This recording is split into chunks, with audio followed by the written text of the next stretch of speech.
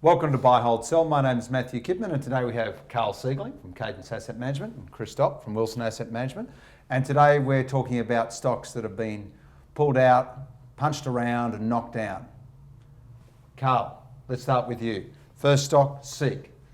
Missed a few numbers, it's a couple of downgrades, stock has fallen 20-25%. Time to buy? Yeah, no. This is not just SEEK, this is a lot of companies at the moment. Trading on high multiples, 18, 19, 20 times earnings, growing at single to just double-digit multiples. Just not an ideal environment to be buying. Sell. Chris, you like SEEK? Sell, Matthew. It's expensive, as Karl says. They're going into an investment phase, so it's going to take a few years for shareholders to see the actual return from that investment, and the learning business is still under pressure, so sell. Okay, blue chip, food, should be safe. Woolworths, been sold off dramatically. Remains a sell, Matthew. Wait for the new CEO.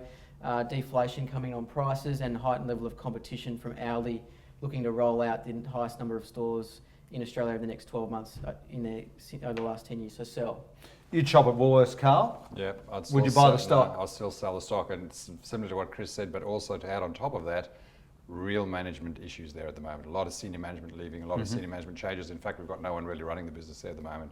Nothing worse for a stock than no one running it. All right, let's go from one staple food to another, gambling. Oh, you have to gamble. Yeah, everyone has to gamble. I think in Crown's an interesting situation. They come a lot of capex, and the general rule is don't buy a business when they're about to spend a whole lot of money. But it gets interesting once they've finished spending the money. So I would say not yet, but just wait till everyone's spent the money using someone else's shareholder capital, and then you have a look at it. Okay, Chris, Crown had a lot of problems in Macau recently. Crown's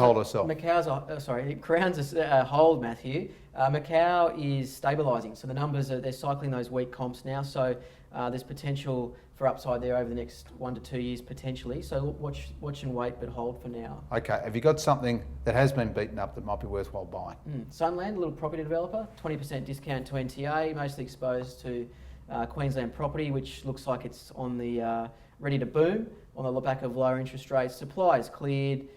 Small signs of price growth over there, and it's one of the only REITs on the ASX that remains at a discount to its NTA, so buy. Karl? Something you like that's been knocked around? Henderson's been knocked around. It's down 20%. The long-term goal there is to double the size of the business. It's a global business. 96% of its earnings come from offshore. As the Australian dollar continues to fall, earnings just go up for in Australian dollar terms. Yep. And if they deliver on that growth and get 40% MER, remuneration ratios, that business could be $8. It's a risky business. Why do you like funds management? Look, they're just a style of business that when they're diversified enough, have incredible scale. So once you've got to cover your fixed costs, every incremental revenue dollar almost drops to the bottom line. Can be very good businesses, but can be very risky both ways. So there's a few reasons why stocks do get beaten up and they continue to go down, so be careful.